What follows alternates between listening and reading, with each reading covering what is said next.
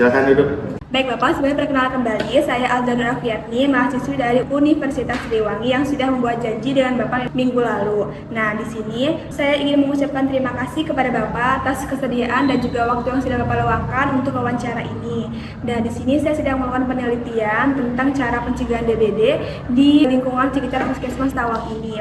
Saya mengharapkan informasi dari Bapak, semoga informasi ini bisa menjadi bahan penelitian lebih lanjut untuk saya, Pak. Di sini saya ingin menjelaskan tujuan dari wawancara terlebih dahulu. Jadi, tujuannya itu untuk mendapatkan informasi yang lebih luas lagi tentang bagaimana cara pencegahan DBD di lingkungan sekitar Puskesmas Tawang ini, dan juga ingin mengetahui apa saja hambatan dan juga mungkin masalah-masalah yang terjadi pada saat Puskesmas ini melakukan penyuluhan tentang bagaimana pencegahan DBD ini, Pak. Baik, kalau gitu saya izin untuk mulai wawancaranya ya Pak ya. Bapak, untuk pertanyaan yang pertama, saya ingin tahu berapa sih Pak jumlah kasus masyarakat yang terkena DBD ini di lingkungan sekitar Puskesmas Tawang ini Pak pada tahun 2024 ini? Untuk tahun 2024 ini kami telah mencatat 50 kasus demam berdarah yang telah masuk ke Puskesmas. Alhamdulillah ada penurunan di tahun sebelumnya. Kami juga tetap fokus untuk pencegahan DBD tersebut. Untuk pertanyaan selanjutnya Pak, apa saja sih program-program yang sudah dilaksanakan dari pihak Puskesmas memberikan penyuluhan tentang bagaimana cara pencegahan DBD di lingkungan sekitar masyarakat sini Pak?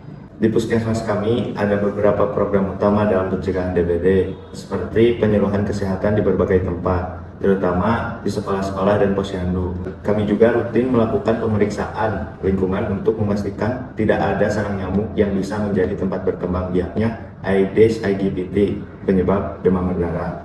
Selain itu, kami juga melakukan kerjasama dengan kader kesehatan dan masyarakat untuk memastikan langkah-langkah pencegahan yang diterapkan secara optimal. Baik Bapak, untuk pertanyaan selanjutnya, bagaimana sih cara kerjasama pihak Puskesmas dan juga masyarakat dalam pemberantasan sarang nyamuk ini sehingga bisa mungkin lebih efektif dalam membersihkan atau memberantas sarang nyamuk di sekitar wilayah di sini Pak? Kami melakukan kerjasama dengan warga untuk melakukan PSN secara rutin. Langkah-langkahnya meliputi pemeriksaan tempat-tempat yang bisa menjadi sarang nyamuk seperti bak mandi, ember, dan tempat penampungan air lainnya. Dan kami juga melakukan fogging. Jika ditemukan genangan air, kami memberikan edukasi untuk menguras atau menutupinya. Kami juga membagikan larvasida kepada masyarakat yang membutuhkan untuk mencegah perkembangbiakan nyamuk. Baik Bapak, untuk pertanyaan terakhir, saya ingin tahu apakah ada hambatan yang dialami oleh pihak Puskesmas dalam melakukan pencegahan atau memberikan penyuluhan kepada masyarakat tentang pencegahan DBD ini, dan jika ada, apa saja sih Pak hambatan yang dialami? Baik, Neng Yahya, hambatan utama yang kami hadapi adalah kesadaran masyarakat yang masih rendah di beberapa daerah. Selain itu, faktor lingkungan yang tidak mendukung seperti banyaknya tempat penampungan air yang tidak terawat juga menjadi tantangan kami.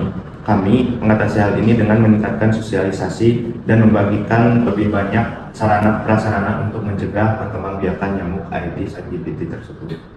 Baik Bapak, karena pertanyaan sudah selesai, jadi wawancaranya juga akan saya akhiri. Saya ingin mengucapkan terima kasih kepada Bapak atas kesempatannya dan juga jawaban yang sangat informatif dari Bapak, sehingga pastinya akan sangat berguna untuk bahan penelitian saya ini. Dan semoga makin proses penyuluhan kepada masyarakat dari pihak Puskesmas Tawang ini akan lebih efektif dan juga bisa mencegah terjadinya penularan DBD yang lebih signifikan. Sama-sama Neng Yahya, senang kali bisa membantu. Semoga informasi yang saya sampaikan bisa membantu penelitian Neng Yahya.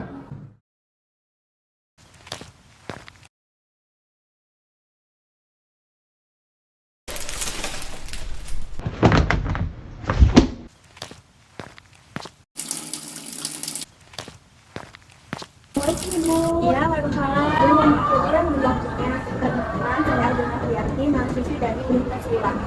Di sini saya sedang melakukan penelitian tentang untuk mengetahui lebih dalam tentang pengetahuan masyarakat mengenai pencegahan DBD. Nah, di sini saya ingin teman-teman itu apakah bersedia untuk menjadi responden untuk saya di wawancara ini. Dan khawatir untuk identitas itu tidak akan saya bicarakan dan akan saya rahasiakan.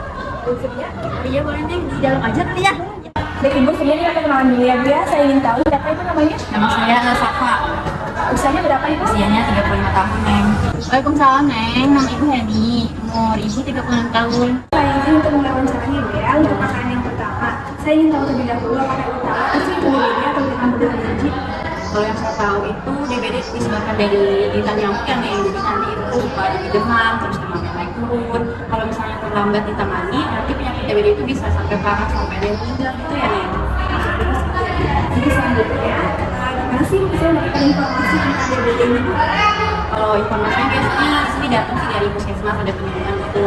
Kalau enggak juga saya kalau di sosial media suka banyak, kalau misalnya lagi musim DBD jadi suka kelihatan gitu, suka tahu dari mereka. Tim mudah mendapatkan ya, Bu? Baik Ibu, untuk pertanyaan ketiga, apakah Ibu rutin membersihkan tempat yang mungkin bisa selama Ibu atau mungkin Ibu rutin untuk mengulas bak mandi Ibu? Kalau untuk nguras bak mandi, ya saya seminggu sekali suka dibersihin karena suka kotor juga, terus takut juga ada jentik nyamuk yang bertelur di situ. Baik Ibu, untuk pertanyaan selanjutnya, apakah di rumah itu Ibu menggunakan obat nyamuk ataupun kelabu untuk menghindari dari gigitan nyamuk? Enggak nih, kalau kelabu itu cuma pakai obat biasanya cuma pakai obat nyamuk, itu obatnya semua sama yang dibakar. Hanya obat nyamuk ya, Bu ya. Untuk pertanyaan selanjutnya, apakah di lingkungan itu sekitar tinggal di sini itu suka diadakan gotong royong itu seperti membersihkan sampah bersama ataupun menguras tanaman yang terlibat? Bukan nih, tapi kadang-kadang kalau gotong royong mah biasanya kalau gotong royong warga tuh kayak menguras solokan, terus gotong royong biasa kalau ada sampah yang baru mereka pada gotong royong Supaya ikut gotong royong ya, Bu. Dan untuk pertanyaan terakhir, Bu, apakah Ibu sama tinggal di sini tetap mendapatkan penyuluhan Ibu dari pihak puskesmas ataupun dari pihak lainnya tentang cara pencegahan DBD ini?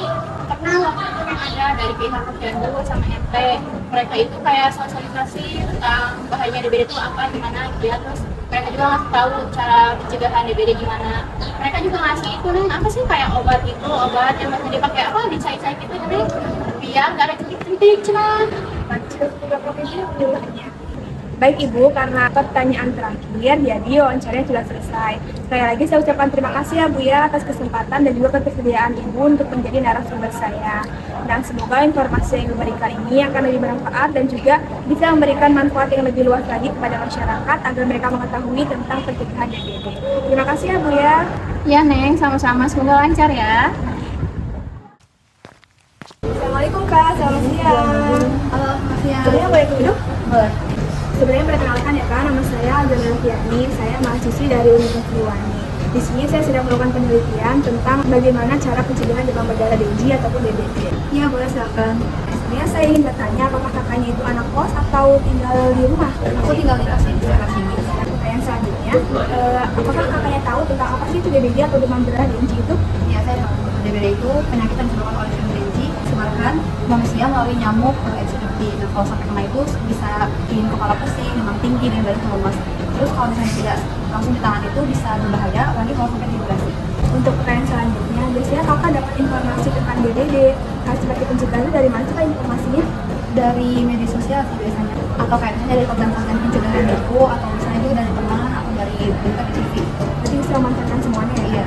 Biasanya kakak kalau di office kalau membersihkan tempat-tempat yang sekiranya bisa dibersihkan dulu lah, kayak menguras bak mandi atau yang lainnya gitu. Iya, saya di kos biasanya kayak kalau misalnya ada bak atau ember itu, saya pastikan tidak ada genangan air. Terus saya juga rutin menguras tempat-tempat penampungan air. Terus kalau misalnya di perkebunan itu kadang ada sosialisasi gitu, jadi kita lebih aware terhadap kebersihan lingkungan. Nah, sebagai pencegahan kakak nih ya, kamu kayak di kosan, kakak suka pakai obat nyamuk atau kelabu itu nggak? Kalau batu pakai sih, tapi kalau kamu Nah, kakak di lingkungan sekitar kosan kakak itu suka ada gotong royong itu nggak sih untuk partisipasi masyarakat untuk membersihkan lingkungan? kalau di sekitar saya sih kayaknya kurang tahu juga karena saya juga baru punya sekarang. Ya, kakak selama kakak tinggal di kosan ini pernah ada pihak puskesmas yang datang untuk memberikan penyuluhan dan pencegahan DBD? Nah, langsung sih kita juga kurang tahu ya kan, tapi waktu itu di pesan saya karena dilakukan fogging gitu di pesan saya dan seperti pesan saya sih. Itu aja kalau itu. Wawancara yang sudah selesai, sekali lagi saya ucapkan terima kasih ya atas partisipasinya. Semoga informasi yang telah kakak berikan itu akan lebih bermanfaat lagi kepada masyarakat agar lebih waspada lagi tentang DBD. Kalau begitu saya pamit dulu. Assalamualaikum.